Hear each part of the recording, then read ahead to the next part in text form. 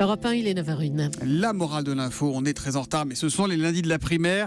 C'est avec vous, Raphaël Antoven, bonjour. Bonjour Thomas. Et plus précisément avec Thierry Mariani, que vous commencez la semaine. Le député Les Républicains qui, de retour de Syrie, a déclaré, contrairement à ce que racontaient les médias, Alep n'était pas rasé et sa population n'était pas exterminée. Oui, et à l'appui de son propos, Thierry Mariani déploie une argumentation qu'il juge imparable, alors qu'à mon sens, elle est accablante pour lui. Alors, quelle est l'argumentation de Thierry Mariani ? C'est une argumentation chiffrée. Comment, dit-il, pouvez-vous dire qu'Alep est rasé alors que les 2/3 ou 65% de la ville sont intacts et que 15% seulement ont été complètement rasés?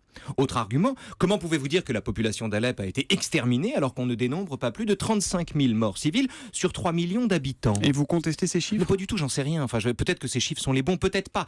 Mais c'est le raisonnement de Thierry Mariani qui est complètement fou. Complètement fou. Mais oui, carrément. Écoutez, c'est un raisonnement qui a été décrit par Stanley Kubrick dans Docteur Folamour. Le film sur le déclenchement par un général américain de la Troisième Guerre mondiale. Exactement. C'est ça. Alors qu'à l'initiative du général félon Jack Ripper, les avions américains sont à 10 minutes de larguer 1400 mégatonnes de bombes nucléaires sur le continent soviétique, le chef de l'état-major, le général Buck Turgidson, donne au président le conseil suivant. Puisque vous ne pouvez plus empêcher l'attaque, puisque vous êtes mis devant le fait accompli, prenez les devants, monsieur le président. Ordonnez le bombardement ciblé de toutes les bases soviétiques, et nous les prendrons par surprise. Et au lieu des 150 millions de morts que causeraient les représailles russes, nous ne ferions que 10 ou 20 millions de victimes maximum. Alors évidemment, on n'est pas avec Thierry Mariani dans le même ordre de grandeur. 35 000 morts syriens, c'est moins que 20 millions de morts russes. Mais le raisonnement est rigoureusement le même. C'est-à-dire ? Eh bien, à première vue, l'un comme l'autre, le général comme le député, pratique l'éthique de responsabilité, ou ce qu'on appelle la réelle politique, en faisant valoir que certes, 35 000 ou 20 millions de morts, c'est regrettable, mais que voulez-vous ?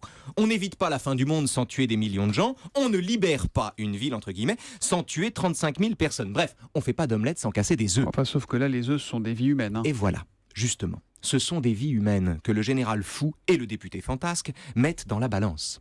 Le premier, le général, envisage sereinement le massacre de 20 millions d'humains puisque c'est pour le bien d'un plus grand nombre encore. Le second, c'est pire, fait valoir que 15% seulement de la ville ont été rasés et rapporte 35 000 morts à 3 millions d'habitants pour démontrer que vu l'enjeu, vraiment, avec leur histoire d'extermination, les médias font beaucoup de bruit pour pas grand-chose.